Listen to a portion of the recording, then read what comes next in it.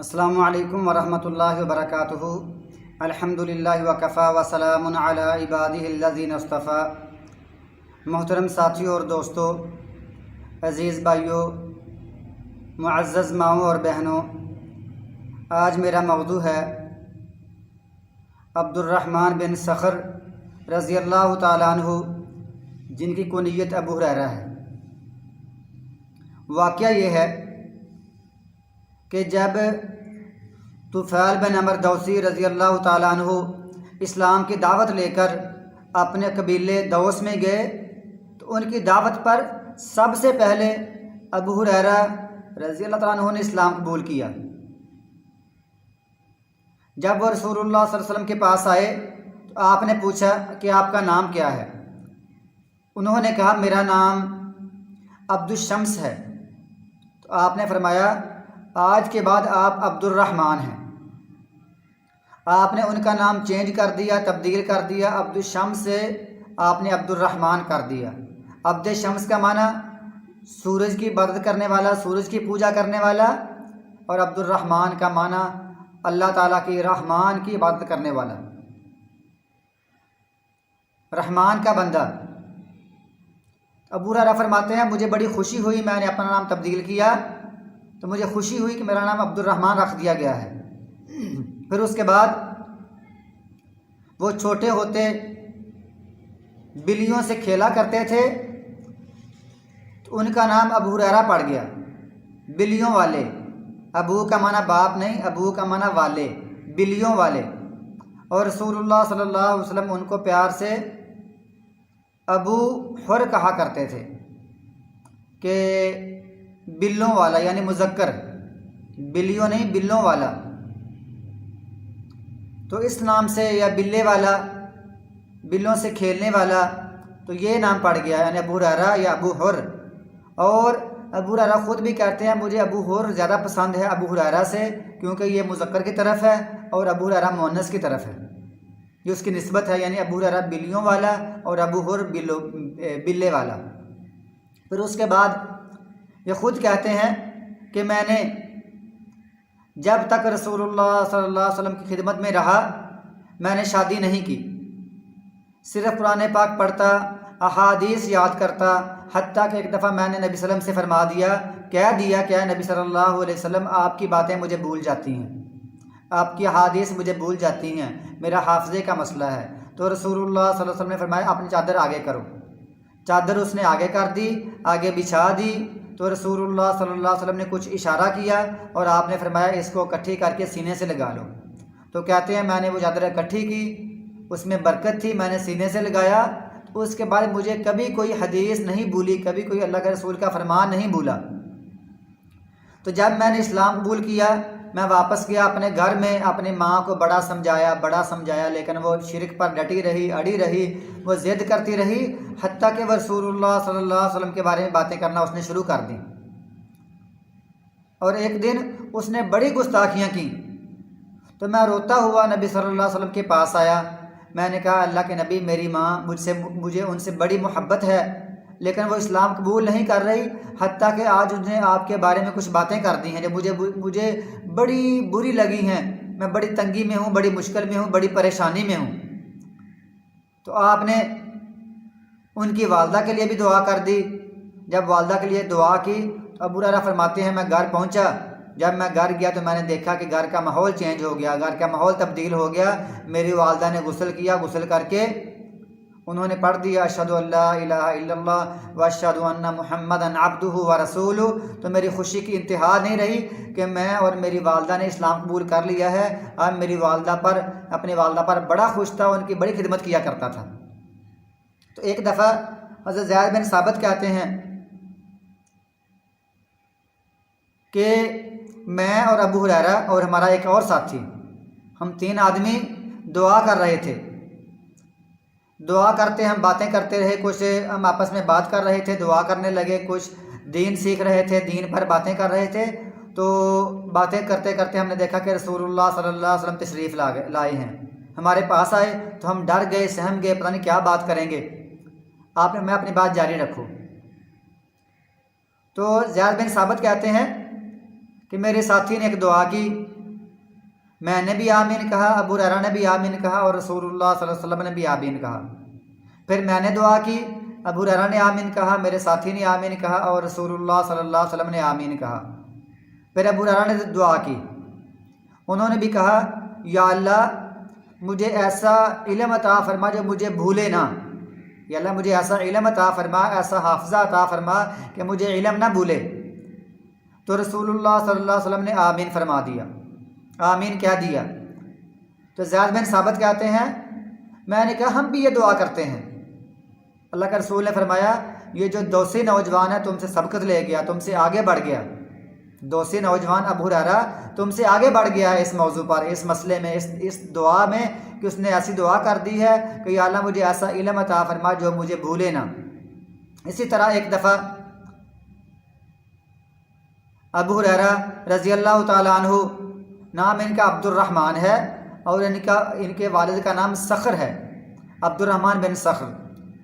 تو یہ جاتے ہیں مدینہ کے ایک بازار میں دیکھتے ہیں کہ لوگ وہاں گہما گہمی ہیں، اپنے کاروبار میں منہمک ہیں اور مشغول ہیں۔ تو یہ بڑے غمزدہ ہوتے ہیں، بڑے غمگین ہوتے ہیں، اور ایک جگہ پر کھڑے ہو کر زور سے آواز لگاتے ہیں، فرماتے ہیں اے مدینہ والے لوگو، اے لوگو تم اپنے اپنے کام میں مصروف ہو، مشغول ہو، جبکہ مسجد نبوی میں نبی صلی اللہ علیہ وسلم کی وراثت تقسیم کی جا رہی ہے، آپ کی میراث تقسیم کی جا رہی ہے۔ تو لوگوں نے سوچا کہ میراث تقسیم کی جا رہی ہے، رسول اللہ صلی اللہ علیہ وسلم کی فوراً اپنا کام کاج چھوڑ کر سارے مسجد نبوی میں پہنچ گئے، اور ابو ہریرہ وہاں کھڑے رہے منڈی میں، مارکیٹ میں۔ جب سارے لوگ مسجد نبوی سے ہو کر دیکھ کر واپس چلے گئے، اور جا کر کہا ابو ہریرہ وہاں تو کچھ بھی تقسیم نہیں ہو رہا تھا، وہاں تو کچھ بھی ایسا نہیں تھا جو آپ نے کہا تھا۔ تو آپ نے کہا کیا وہاں کچھ لوگ نماز پڑھ رہے تھے؟ لوگوں نے کہا جی نماز پڑھ رہے تھے۔ آپ نے کہا کیا وہاں قرآن پاک کی تلاوت کر رہے تھے؟ تو ان لوگوں نے کہا منڈی والوں نے ہاں تلاوت بھی ہو رہی تھی، لوگ قرآن پاک کی تلاوت بھی کچھ لوگ کر رہے تھے۔ تو آپ نے پوچھا کیا وہاں کچھ حلال اور حرام کے بارے میں لوگ تبادلہ خیال کر رہے تھے، علم کے بارے میں کوئی تبادلہ خیال کر رہے تھے؟ تو لوگوں نے کہا جی ہم نے دیکھا ہے، تبادلہ خیال بھی کر رہے تھے، حلال حرام کے بارے میں بھی یعنی یہ پوچھ رہے تھے اور یاد کر رہے تھے، سیکھ رہے تھے، قرآن پاک بھی پڑھ رہے تھے، نماز بھی پڑھ رہے تھے۔ انہوں نے فرمایا یہی تو میراث ہے، یہی تو اللہ کے نبی کی وراثت ہے کہ دین، علم، عبادتیں، قرآن پاک کا علم سیکھنا، حدیث کا علم سیکھنا، حلال اور حرام کے بارے میں جاننا، یہی اللہ کے نبی کی میراث ہے۔ پھر ایک دفعہ ابو ہریرہ ان کا واقعہ ہے، فرماتے ہیں کہ میں بھوک سے نڈال، نہ میرا کوئی گھر تھا، نہ میرا کوئی کاروبار تھا، میں صرف ہر وقت رسول اللہ صلی اللہ علیہ وسلم کی احادیث یاد کرتا رہتا، میرا ذہن ہوتا کہ اللہ کے نبی کا کوئی لفظ مجھ سے رہ نہ جائے، تو میں ہر لفظ کو یاد کرتا، ہر وقت رہتا کہ اللہ کے رسول کچھ بیان کرے اور میں اس کو یاد کر لوں، حتیٰ کہ میں بازار میں لیٹا ہوتا، لوگ کہتے پتہ نہیں یہ بے ہوش ہے، تو میں اصل میں بھوک کی وجہ سے اتنا نڈال ہوتا کہ مجھ میں ہمت نہ ہوتی کہ کھڑا ہو جاتا، صرف اللہ کے نبی کی احادیث کے لیے میں کاروبار نہیں کرتا تھا، منڈی میں بازار میں جاتا نہیں تھا، صرف اللہ کے نبی کی احادیث کی خواہش کے لیے، ان کو یاد کرنے کے لیے، ان کو اپنے دماغ میں، اپنے حافظے میں ان کو رکھنے کے لیے۔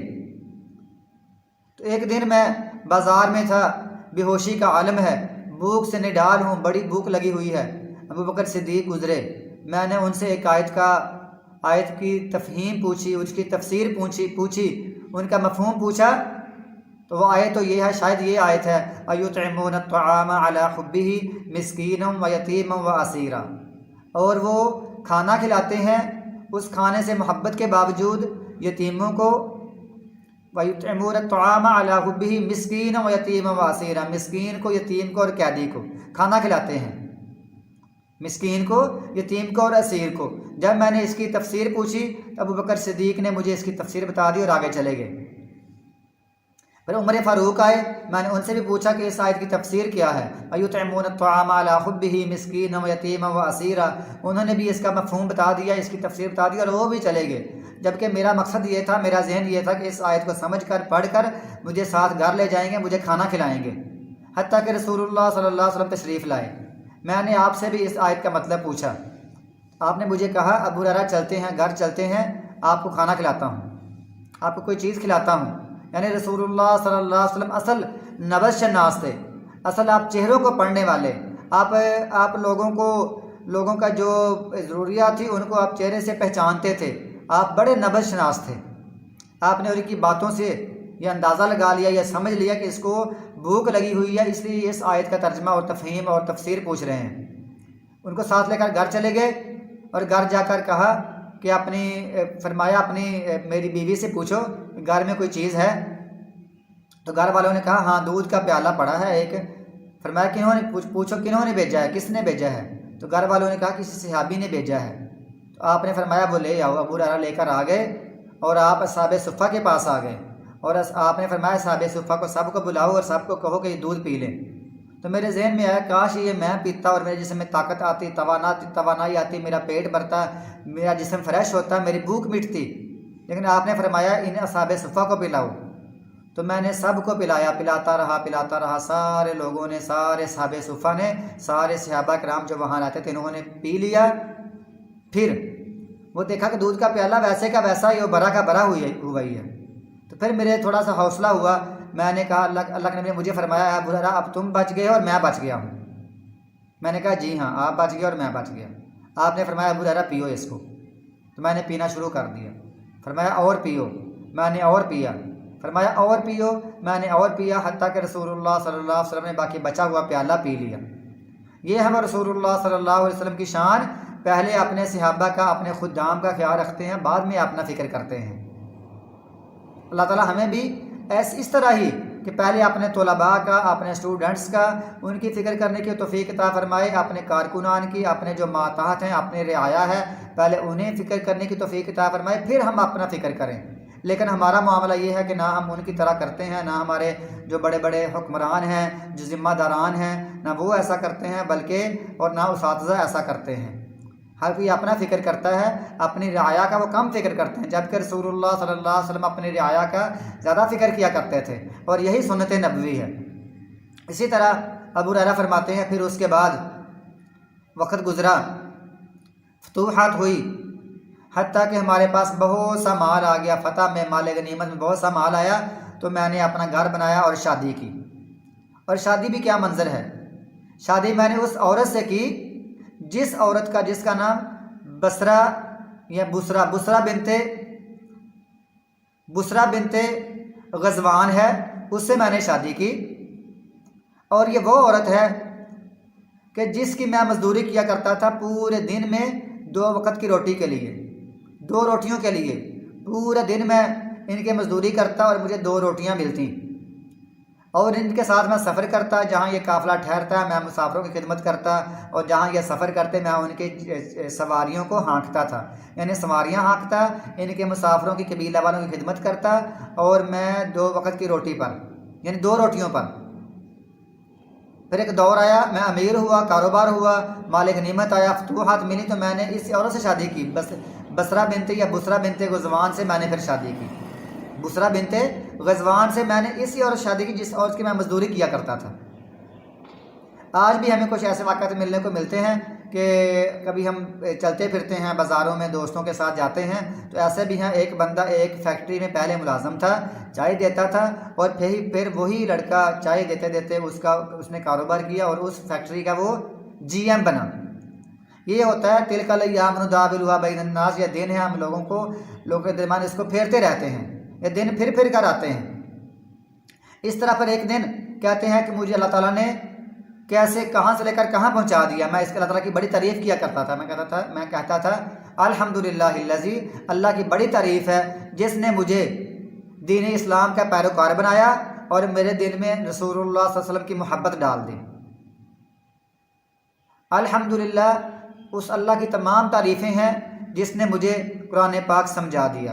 یہ 2 دعائیں، اور یہ کہتے تھے کہ تمام تعریفیں اس اللہ تعالیٰ کی ہیں جس نے مجھے پیارے نبی کا صحابی بنایا۔ یہ بار بار یہی کہتے تھے، مجھے اللہ کے نبی نے مجھے اللہ نے دین کی سمجھ عطا فرمائی اور میرے دل میں نبی صلی اللہ علیہ وسلم کی محبت ڈال دی، اور مجھے قرآن پاک کا علم سکھا دیا، اور مجھے صحابی بنا دیا، رسول اللہ صلی اللہ علیہ وسلم کی مجھے صحبت عطا فرما دی، وہ یہ دعائیں کیا کرتے تھے، حتیٰ کہ ایسا دن بھی آیا کہ یہ مدینہ منورہ کے گورنر بن گئے، گورنر بڑے مدینہ منورہ کے، اور گورنر بنے کیسی گورنری ہے، کتنا بڑا عہدہ ہے، لیکن اپنے جسم پر، اپنے سر پہ، اپنے گردن پہ، اپنے کاندھے پہ ایک دن وہ ایندھن لے کر جا رہے ہیں، جس کو ہم بالن کہتے ہیں، ایندھن لے کر جا رہے ہیں، لکڑیوں کا گٹھا رکھا ہوا ہے، تو رستے میں ایک بندہ کھڑا ہے، ثعلبہ بن مالک، اس سے کہتے ہیں کہ یا ثعلبہ، اے ابن مالک، اپنے گورنر کو رستہ دو۔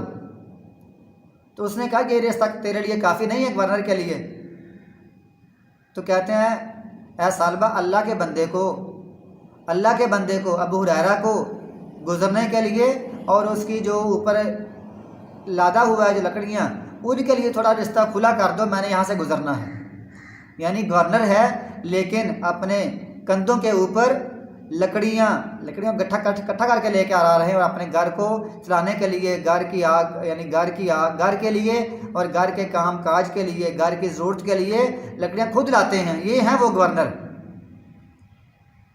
اور یہی گورنر جیسے ہمارے ہیں پنجاب کے، سندھ کے، بلوچستان کے، صوبہ سرحد KP کے اور جو بھی پنجاب کے، یہ جو ان کے گورنر ہوتے ہیں، ان کو بھی اس صحابہ کے نظام کی زندگی سے سبق حاصل کرنا چاہیے، اور اسی طرح لوگوں کی خدمت کرنی چاہیے، اور اپنے کام کاج خود کرنے چاہیے۔ اسی طرح ان کا ایک اور واقعہ آتا ہے، ویسے تو بڑے واقعات ہیں، انہوں نے پوری زندگی گزاری ہے، لیکن خاص واقعات، یہ رات کو ان کے گھر میں ہر وقت قرآن پاک پڑھا جاتا، دن کو روزہ رکھتے، اور رات کو یہ ترتیب تھی کہ رات کا 3 حصے کر لیتے۔ پہلے حصے میں ابو ہریرہ خود تہجد پڑھتے رہتے اور تلاوت کرتے رہتے، اور دوسرے حصے میں اپنی بیوی کو جگاتے، ان کو بیدار کرتے، اور وہ تلاوت کرتے، تہجد پڑھتی، اور رات کے تیسرے حصے میں اپنی بیٹی کو، وہ ان کی بیوی ان کو بیٹی کو اٹھاتی، اور وہ بیٹی تہجد پڑھتی اور نماز پڑھتی رہتی، قرآن پاک پڑھتی رہتی، نماز کے اندر ہی قرآن پاک پڑھتی رہتی۔ ان کے گھر میں پوری رات قرآن پاک کی تلاوت چلتی تھی۔ یہ وہ لوگ ہیں، عظیم لوگ ہیں۔ اسی طرح ایک دفعہ ان کی ایک خادمہ تھی، لونڈی تھی، وہ سوڈانی عورت تھی، تو ان سے کہیں ناراض ہوئے، انہوں نے، اس عورت نے ان کے گستاخی کی، بڑی بدتمیزی کی۔ انہوں نے کہا میں نے تم کو بیچ دینا ہے اور مجھے بڑے پیسے ملیں گے، تو اس سے جان چھڑانی ہے۔ لیکن جب پھر غصہ ٹھنڈا ہوا، انہوں نے ان کو آزاد کر دیا، فی سبیل اللہ ان کو چھوڑ دیا، بغیر یعنی ان کو بیچا نہیں بلکہ ان کو آزاد چھوڑ دیا۔ اسی طرح ایک دفعہ ان کے گھر میں مروان بن حکم نے ان کے گھر 100 دینار بھیجے اپنے خادم کے ہاتھ، اور اگلے دن پھر پیغام بھیج دیا کہ ابو ہریرہ سے کہو کہ ہم نے بھول کر غلطی سے تمہارے گھر میں پیسے بھیج دیے ہیں، 100 دینار بھیجے ہیں، واپس کرو۔ ابو ہریرہ گھبرا گئے، پریشان ہو گئے کہ پہلے میرے گھر میں بھیج دیا، اب مجھ سے مانگ رہے ہیں۔ تو مروان نے کہا کہ غلطی سے بھیج دیے گئے ہیں، ہمارے پیسے واپس کرو، دینار 100 واپس کرو۔ تو ابو ہریرہ فرماتے ہیں وہ جو آپ نے 100 دینار دیے تھے، وہ میں نے کل فی سبیل اللہ غریبوں میں بانٹ دیے تھے، میں نے رات اپنے گھر میں نہیں رکھے، وہ میں صدقہ کر دیے تھے۔ تو پتہ چلا کہ مروان نے صرف چیک کرنے کے لیے ایسا کام کیا تھا۔ تو اسی طرح پھر جب ان کی موت کا وقت قریب آتا ہے، ان کے پاس مروان آتے ہیں۔ مروان جب آتے ہیں تو آ کر کہتے ہیں کہ ابو ہریرہ کیسی طبیعت ہے، کیسے حالات ہیں؟ وہ اس سے پہلے بھی ایک دفعہ بازار میں جا رہے تھے، اور بازار میں 2 آدمی آ رہے تھے، ایک لڑکا تھا، ایک اس کا والد تھا۔ میں نے لڑکے سے پوچھا کہ یہ کون ہے؟ تو اس نے کہا یہ میرا باپ ہے۔ تو آپ نے فرمایا باپ سے ہمیشہ ان کی عزت کرنا، ہمیشہ ان کی خدمت کرنا، ان سے آگے نہ چلنا، ان سے پہلے نہ بیٹھنا، ان سے آگے نہ چلنا، ان سے پہلے نہ بیٹھنا، ان کی ہمیشہ عزت کرنا، احترام کرنا، اور ان کی بات ماننا، ان کی نافرمانی نہ کرنا۔ اور ابو ہریرہ بھی اپنی ماں کی، اپنی والدہ کی بڑی بات مانا کرتے تھے، بڑی ان کی خدمت کیا کرتے تھے، بڑے ان کے اطاعت گزار تھے۔ جب موت کا وقت آتا ہے، مروان پوچھتے ہیں کیسی طبیعت ہے؟ کہتے ہیں کہ سفر بڑا لمبا ہے، راستہ بڑا لمبا راستہ ہے، قبر کا راستہ ہے، آگے بڑا لمبا قیامت کا پورا دن ہے، لیکن راستہ لمبا ہے، میرے پاس خرچہ کم ہے، زیادہ راہ کم ہے، سفر بڑا لمبا ہے، اور میں اس راستے کے کنارے پر کھڑا ہوں، پتہ نہیں وہ راستہ مجھے جہنم لے جائے یا جنت میں لے جائے۔ اللہ تعالیٰ سے میں امید کرتا ہوں اللہ تعالیٰ مجھے جنت میں لے جائے، راستہ بڑا لمبا ہے۔ انہی باتوں پر وہ جو مروان بن حکم ہے، ان سے کہتے ہیں اللہ تعالیٰ آپ کو شفائے کاملہ عاجلہ عطا فرمائے۔ وہ ان کو دعا دے کر باہر نکلتے ہیں اور کہتے ہیں یا اللہ میں تیری ملاقات کو محبوب جانتا ہوں، یا اللہ تو بھی مجھ کو محبوب جان، مجھ سے محبت کر، میں تجھ سے ملاقات کا شوقین ہوں، تجھ سے محبت کرتا ہوں۔ مروان ابھی گھر سے باہر ہی نکلے تھے تو ان کی موت کا وقت آ گیا اور یہ اپنے خالق حقیقی کے پاس چلے گئے، ان سے جا ملے۔ اللہم بالرفیق الاعلی، یعنی وہ اللہ تعالیٰ کے پاس چلے گئے، ان کی روح پرواز کر گئی، اللہ تعالیٰ ان سے راضی ہے۔ جب رسول اللہ صلی اللہ علیہ وسلم وفات پائے